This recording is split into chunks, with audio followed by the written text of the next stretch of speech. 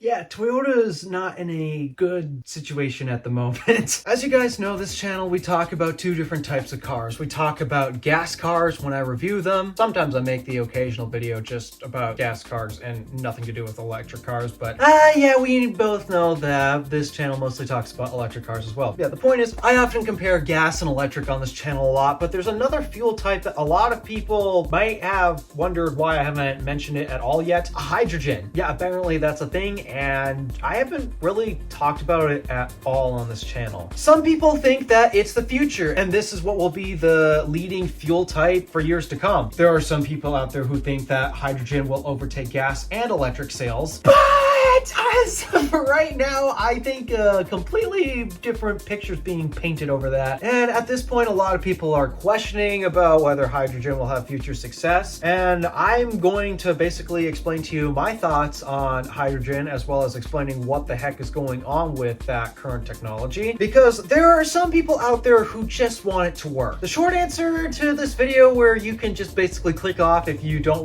really want to watch a long video, here's the short answer. Hydrogen is not for passenger vehicles. That's the short answer. But if you want to know why hydrogen is not the answer for passenger vehicles, well, keep on watching. Okay, so a hydrogen car, what effectively is that? Because most people have a pretty good idea of what a gas car is. You know, it's got this exploding machine under the hood connected to a gearbox and a bunch of shafts, and that's what makes the car move forward. People understand what a gas car is. And then if you're new to this channel and you have no clue what an electric car is, it's basically a battery hooked up to an inverter, hooked up to a motor, and that make car move, essentially like that. How does a hydrogen car work? Well, it essentially takes a hydrogen stored in a high pressurized tank, combines it with oxygen from the air in what is called a fuel cell. That is the box that does the magic per se. It combines hydrogen and oxygen to basically form two things. One, electrons, we'll get to that in a second, and two, water. Yes, hydrogen cars do actually emit something, but it's not toxic fumes. It's just water, though Toyota and any other hydrogen car maker does not recommend you drink it. Okay, but what about the electrons? What's important about the electrons?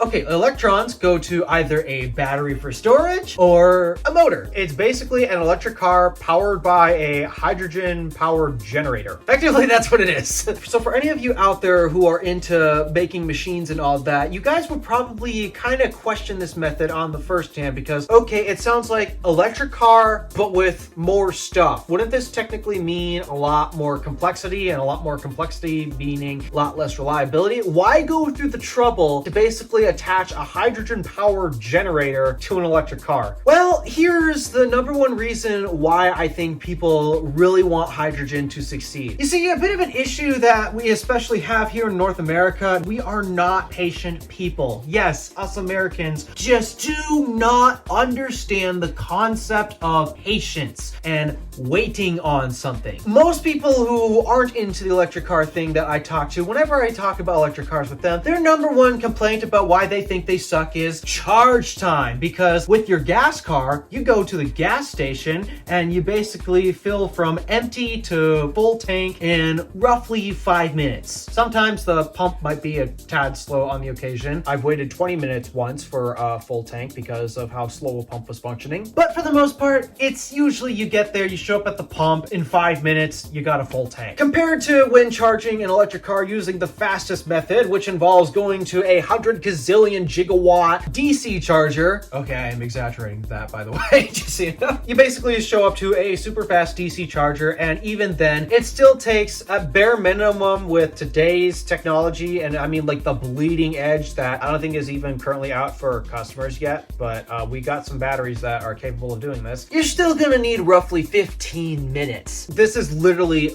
best case scenario from 0 to full. But if we actually factor today's battery tech that you can actually buy today, for the most part, it takes an hour to do a full 0 to 100% charge on the fastest charger with a battery that you can buy today. To a lot of people, that's just too long. We can't wait for a battery to charge from 0% to 100% like that. We don't have the patience because this is America where patience does not exist. Yeah, that's most people's problem when it comes to the concept of an electric car. So, okay, how do we get around this problem? We could really try try to push battery tech to its limits, which we haven't stopped, by the way. Like I said, there's currently experimental batteries that are really trying to drop charge times. And I mean 0 to 100% charge times. Yeah, we're working on that technology still. We haven't just completely stopped. But still, people don't want to wait. They just want to be in and out, waiting time to be zero, essentially. What is the next best thing? How can we make a more efficient vehicle? Because we know that a gasoline engine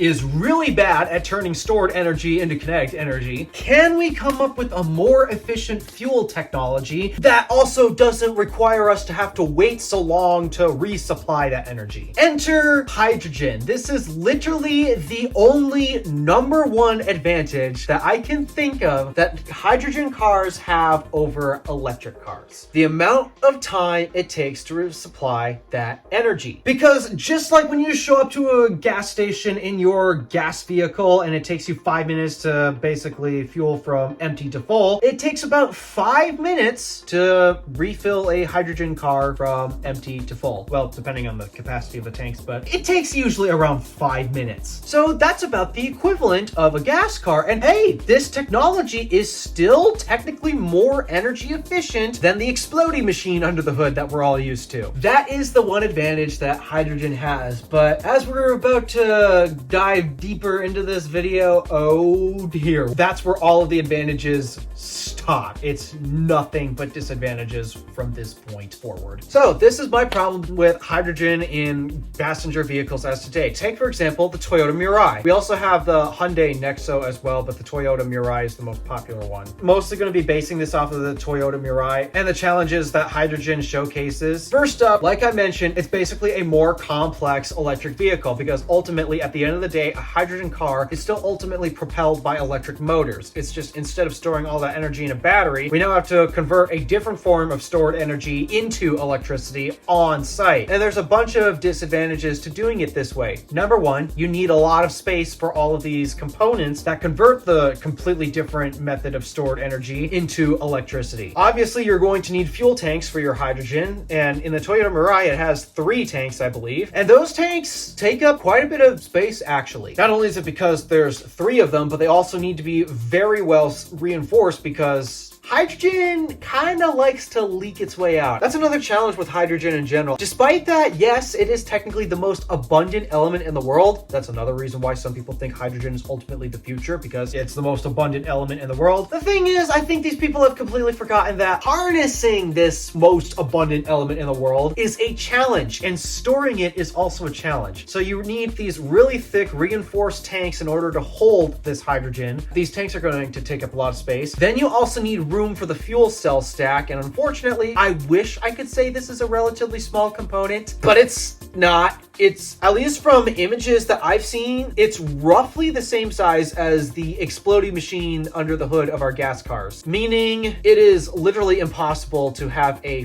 front, because where does the engine go in our gas cars? Yep, well, now just replace the engine with a fuel cell, so no more potential front trunk, I guess. Oh, and then ultimately, here's the funny thing. Despite that, yeah, we have fuel stored in a different form now. You think that we don't need a battery at this point? We don't need a battery to recharge? Unfortunately, we actually do. You see, it takes a few seconds to convert that hydrogen into electricity and get it to the motor. What does the car do when you floor it, essentially? Is it going to wait 2 seconds or so to convert that hydrogen into electricity and send it to the wheels? No, it's going to pull directly from a battery where it has pulled excess energy generated from the fuel cell. This is why hydrogen cars still technically need a battery. It's basically a battery electric car with a hydrogen powered generator attached to it. And unfortunately, this hydrogen powered generator needs a lot of space, and we can definitely see this issue with the Toyota Mirai. There's no front trunk. The cargo space is a tad limited because of that. Here, the back seat's rather cramped as well, which doesn't help its case. And honestly, this is the most effective way we can store hydrogen. Some companies have tried other ways like liquid hydrogen or just combusting it the same way like we combust gasoline, for example, just instead of a fuel cell. We have another exploding machine that instead of using gasoline, it uses hydrogen instead. And it turns out the fuel cell stack is still the best way to actually use hydrogen for a hydrogen powered vehicle. And unfortunately, it still requires a lot of space. So from a vehicle physical packaging practicality standpoint, it's not good. A battery electric vehicle is still ultimately going to be the best method in order to actually properly package a vehicle to its full potential. And then we have to get into the other topic that also a lot of electric car skeptics are also really should be skeptical in terms of hydrogen with as well. You see, a lot of people will claim that electric is not the future because our charging infrastructure as of right now is honestly not great. I mean, I can't say the same for Europe and other countries outside of America, but at least here in America, I have to agree, our charging infrastructure currently sucks. Why? Because we only have one network you can actually depend on, and unfortunately, as of right now, it is currently open publicly to 3 brands. For the most part, there are only 3 brands of vehicles that actually have quote-unquote complete access to it. I'm saying that because they don't have access to version 2s. That's still Tesla exclusive, by the way. Yeah, the point is, our charging infrastructure is a mess. Because of that, some people think, well, hydrogen must be the future then because our charging infrastructure is such a mess. Well, guys, if you think the electric charging infrastructure is bad, you have not seen the hydrogen infrastructure. Currently, as of right now, basically all of the hydrogen refueling stations here in the United States of America, they're all basically in California. I hear there's one somewhere in Colorado, but I don't think it's listed on a map, so I don't know where it is. But they're all basically in California, spread out between San Francisco and Los Angeles, San Diego, something like that. And there's only a grand total of, what, 45, 48? I don't remember the exact number, but compared to the amount of chargers in the ground, we're talking less than 0.1% here. Yeah, there's not a lot of hydrogen filling stations out there. They're all based in California. I know Canada has a couple, but I'm not in Canada, so I can't speak for what goes on up there. But there used to be more hydrogen stations, in fact, again, still all in California. It's just apparently some of them have been closing, and as it turns out, it's not a very profitable business. Like, so far, being a charge point operator still isn't a profitable business unless you're Tesla. Yes, Tesla is technically profitable with their charge point operating business, but everyone else so far isn't. Well, guess what? Being a hydrogen point operator is even less profitable because, for one, the equipment required in order to supply hydrogen to a car costs actually like double to triple the price of an electric charging station. And I'm talking like a high power electric charging station. That's not good. 2 to 3 times the price. That's how much all of that equipment costs for a hydrogen station. So you already got a much more massive bill than putting in an EV charger. And on top of that, because unfortunately it is difficult to harness hydrogen, despite it being the most abundant element in the world, that also means it happens to be an expensive process to harness it. There's currently 3 different methods. Number 1, burning fossil fuels, which the environmentalists out there are not going to be happy with. Oh yeah, and that's also the most common method of producing hydrogen at the moment. Method number 2 is to burn natural gas and supposedly store it underground, something like that. The 3 different tiers are gray, blue, and green. I just discussed gray, which is the burning of fossil fuels essentially. Blue is basically using natural gas. There's some burning of natural gas and releases hydrogen, except instead of releasing it to the atmosphere, they store it underground or something like that. I don't know what makes it supposedly cleaner, but it still doesn't sound that clean to me. But that's blue hydrogen. And green is basically running a hydrogen powered car in reverse, where instead of you combining oxygen and hydrogen to make water, we're now doing the opposite. We're basically taking water and separating the hydrogen and oxygen atoms. Unfortunately, that process is really expensive. And as a result, all of these methods are unfortunately relatively expensive. I mean, the gray hydrogen is supposedly the least expensive, but I honestly don't think it's not by that much. And unfortunately, if it's expensive to produce, that means it's expensive to purchase. And unfortunately, and I'm sure inflation also is not helping with this, the price of hydrogen keeps going up, and it has not been slowing down in terms of its price increase. It was already expensive before initially when hydrogen cars started hitting the market, but now it's really skyrocketed to something where you kind of got to question whether it makes sense, especially for the use of passenger cars. So yeah, just looking at it from a practicality standpoint, for one, it doesn't allow you to build a better car for the masses. Us Americans, we care about about our space. We care about the utility of our vehicles, right? Well, it doesn't help when all of that room is taken up by hardware components necessary for the vehicle to function, but also when your charging infrastructure is this expensive to build out. Like, people are complaining that, oh, why are we wasting this much money building out the electric charging infrastructure when our gas infrastructure is just fine? People don't like the idea of how much money we're pouring into the charging infrastructure. Well, guess what? It requires even more, twice to 3 times the amount of cash to build a hydrogen infrastructure. And even then, hydrogen as a fuel is ultimately more expensive. That's a pretty big reason why a lot of people have been switching to electric cars. It's because electricity, at least as of right now, is currently cheaper than gasoline. Those savings alone are a big reason why people switch to electric. But when you switch to hydrogen, you're paying more than what you would with gasoline. Sure, the car is ultimately going to be more energy efficient, but that still doesn't change the fact that the electric car today, the full battery electric car, is ultimately a less complex,